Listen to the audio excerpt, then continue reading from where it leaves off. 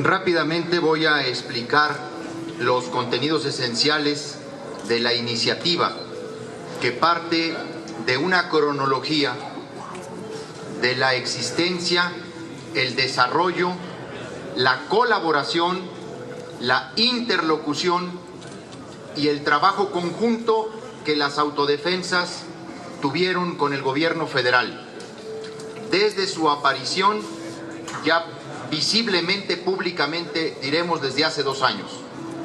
Luego, una serie de fundamentos de carácter constitucional, tanto del derecho nacional, constitucional, como del derecho internacional. La iniciativa consta de 6 artículos y un transitorio, y se limita fundamentalmente a extinguir la acción penal y las sanciones impuestas, a excepción de la reparación del daño que hubieran ocasionado a terceros, las autodefensas que se encuentren en las siguientes hipótesis, los siguientes requisitos. 1, que se les impute delitos del orden federal cometidos en el estado de Michoacán entre el 24 de febrero de 2013 al 1 de septiembre de 2014. Luego, haber sido detenidos entre el 7 de marzo de 2013 y el 1 de septiembre de 2014. Que hayan pertenecido a grupos u organizaciones denominados autodefensas o policías comunitarios, y que la participación en esas conductas se encuentren motivadas por un estado de necesidad para salvaguardar su integridad física, la seguridad de sus familias, patrimonio, derechos o comunidad ante ataques por parte de grupos de la delincuencia organizada.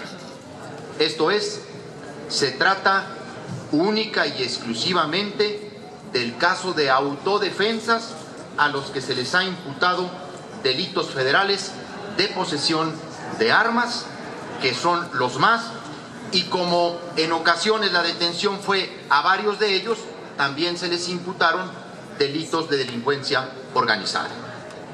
Como bien lo dijo Cecilia, el fenómeno de las autodefensas nació, se justifica, se entiende, se explica en función del grado de indefensión que llegaron a tener varias localidades del estado de Michoacán, abandonadas por las autoridades locales, tanto el estado como los municipios. Grupos que, cansados de la violencia, de secuestros, de extorsiones y vejaciones a sus familias, que usurparon las funciones del Estado, se rebelaron ante esa injusticia e hicieron una defensa propia de sus comunidades.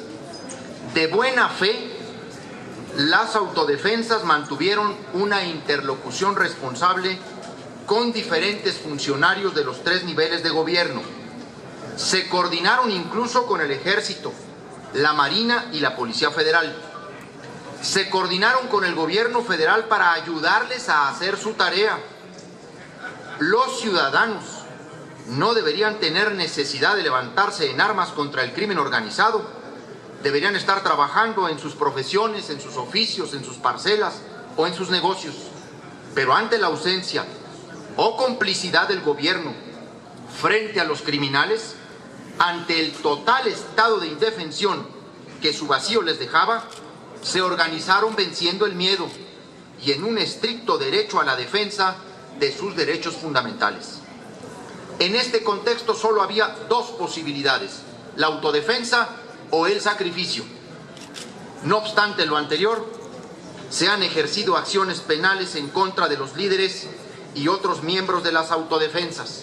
Tenemos un registro de los abogados defensores de 383, muchos de ellos por razones estrictamente políticas, ya que no existen pruebas o elementos que hagan suponer incluso la comisión de algún delito que se les imputa. Las autodefensas surgieron como reacción a una situación de violencia extrema que superó la acción del Estado. con la finalidad de salvaguardar su seguridad personal, la de sus familias y su propio patrimonio, por lo cual se justifica la expedición de una ley de amnistía para que el Estado olvide la acción penal y, en su caso, cese las sanciones impuestas a favor de quienes participaron en actos colectivos, ya que su acción no corresponde a la intención de cometer delitos, sino a la legítima defensa y en un estado de necesidad ante el constante asedio de los grupos criminales. El fin del Estado democrático de derecho es garantizar la convivencia armónica de la sociedad y seguridad de las personas mediante un orden jurídico que respete y garantice los derechos humanos, tales como la vida, la libertad, la propiedad o sus derechos políticos. Es por ello que el fundamento jurídico filosófico de la obediencia del derecho implica que las autoridades tengan como principal obligación promover, respetar y garantizar los derechos humanos de conformidad con los principios de universalidad, independencia, indivisibilidad y progresividad, como lo establece el artículo 1 de la Constitución Política de los Estados Unidos Mexicanos. Es pertinente informarles que los individuos pertenecientes a las autodefensas fueron detenidos arbitrariamente en desmedidos operativos donde participaron las fuerzas del Ejército, de la Marina, a todas luces inconstitucionales, los cuales derivaron en faltas al debido proceso, violando el artículo 25 de la Convención Americana sobre Derechos Humanos. A partir de ahora, trabajaremos todos los que estamos aquí para conformar en el Senado de la República una mayoría en el Pleno Senatorial que emita la ley de amnistía para las autodefensas, como el acto del Poder Legislativo que ordena el olvido oficial de una o varias categorías de delitos, aboliendo bien los procesos comenzados o que han de comenzarse, o bien las condenas que al momento se hayan pronunciado. Como bien lo dijo la abogada Talía Vázquez, a diferencia de la amnistía, el indulto es un perdón otorgado por el presidente de la República. La ley de amnistía va a favorecer de emitirse a todas las autodefensas, a todos los autodefensas presos.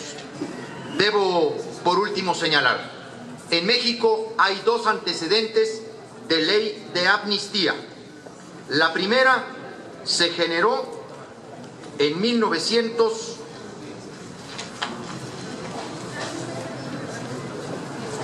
Permítame, voy a dar el dato, el año, en 1978, que buscaba dejar atrás la persecución a los diferentes grupos armados que participaron en lo que se llamó en aquel entonces la Guerra Sucia.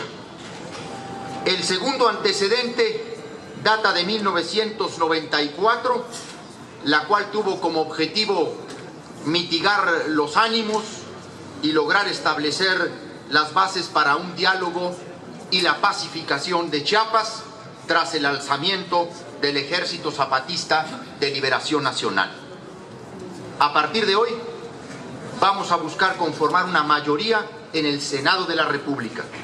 Y si la oposición en su conjunto tiene voluntad política para liberar a las autodefensas, por supuesto que en esta Cámara contaremos con mayoría parlamentaria para emitir una ley de amnistía que acabe con la afrenta de esta persecución injusta a quienes se alzaron en defensa de su propia familia, de su vida y de su patrimonio.